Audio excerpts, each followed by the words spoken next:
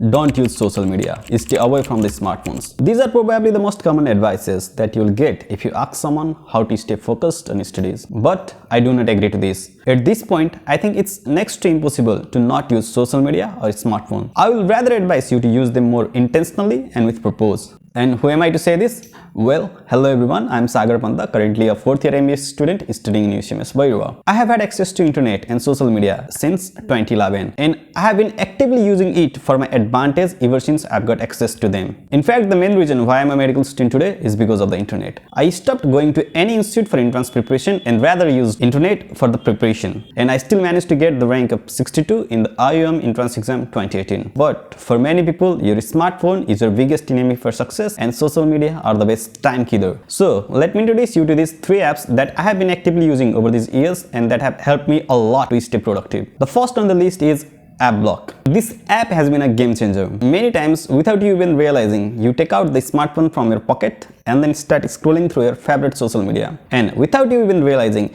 you spend hours into it because with each scroll, you get that constant hit of dopamine, the hormone of pleasure. There is nothing wrong with pleasure, but if you are achieving pleasure, dopamine or instant gratification without any hard work, just by scrolling your smartphone, then why do you work for something productive that will show its results days, months or sometimes years later, that will give you a delayed gratification? There will be no motivation for the delayed gratification. People these days are slave to instant gratification, but you don't want that, right? This is where these apps come in handy. This app lets you block the app that you think is draining your time and energy. Whenever you try to open that app, AppBlock sends you the notification that this app is blocked.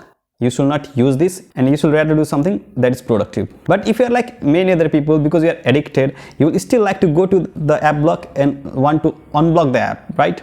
But this app forces you to connect your smartphone to the charger before you can actually unblock the app. Connecting your smartphone to the charger may seem like a very small thing, but this makes a huge difference. You have to get up from the bed, connect your smartphone to the charger, and then only you can unblock the app that you have blocked intentionally. So this overall process creates a friction to the process of using that app, and this small friction creates the huge separation. This will work. Try it for yourself. This will work. It acts like a magic. Even this small amount of friction creates magic, and within a minute of you getting the notification from the app to be productive, you'll put your phone aside and work on something. But the concept of blocking goes more than just apps. You should block people and the pages that you think are draining your time, draining your energy, or not leading you to your future. What you see in the social media depends on who you follow and what pages you like. So start unfollowing, start blocking the pages that are not necessary for your goal, and rather start following, liking the pages and the people that will help you achieve your goal.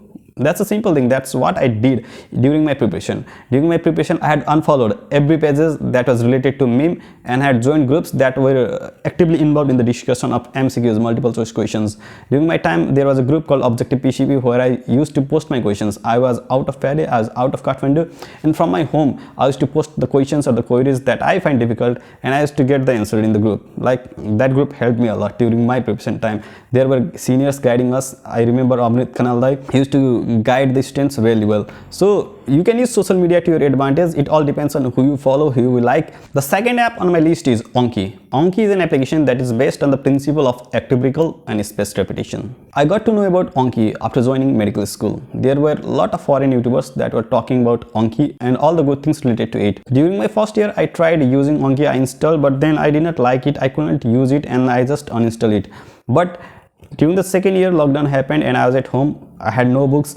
I bunked all the classes that were online. I just gave my attendance and then slept or watched any random YouTube videos. But then after a certain time, I realized that this is not going to work. I need to study, and while looking for some ways to study, I tried Anki, and I'm really grateful that there were great pre-made decks. I initially started with Anki and then used Anki, and these decks are great. And if you want to know how to use this deck, then you can check through the Reddit page, and I have already made one video about that. You can check that out as well. In something like medicine, you are expected to remember the information from the first year biochemistry to understand the final year medicine. And the only way to make this possible is by a constant revision, and not just random revision, a planned revision. And this is where Anki helps. It frequently keeps you testing the thing that you are forgetting in very frequent amount of time, and the thing that you are compatible with, it spaces those information for a very long interval in the future. So this lets you focus on the hard topic, and it will still test easy topics but on a longer gap, right? So this takes care of my revision once I study. So this has been a game changer. This has helped me boost my marks from 47 to 89. You can try it for yourself. It works. It has worked for me. I have advised about this to many people, and they have constantly been thanking me for introducing to something that's so good. The third app on my list is Notion. I came across this app last year, and I've been using Notion for almost everything now. It's my note, it's my calendar, it's my to-do list, it's my reminder, everything. I keep everything on my Notion, and I love to keep things digital. That's why I love to use Notion. I'm still about to figure out a lot of different things with Notion, but if you are interested to know about Notion, then you can check a lot of free videos on YouTube. If you want to know how I use Notion, then I made few videos on that topic as well. You may check that out. The reason why I love to keep things digital is because it helps you synchronize the information that you have kept across all the different devices. What I mean to say is that if I made a note on copy, then if I am going to some other places, not in hostel, let's say I'm going to home, and if I want to study, I have to carry all those books, all those notes with myself. But if I keep things digital, it's already always with myself. It's in my smartphone, it's already synchronized, and even in the worst case scenario, let's say I forget my smartphone, then I can connect to my account from any devices, like any laptop, any computer, any smartphone. I just need the internet. That's so amazing. That's why I love to keep things digital. It stays in the cloud. Amazing. So it has been another thing that has been massively helping me. I don't usually make notes, but if I make it digital. Many times we come across different ideas, but then we do not act immediately on those ideas, and we forget about them sometimes later.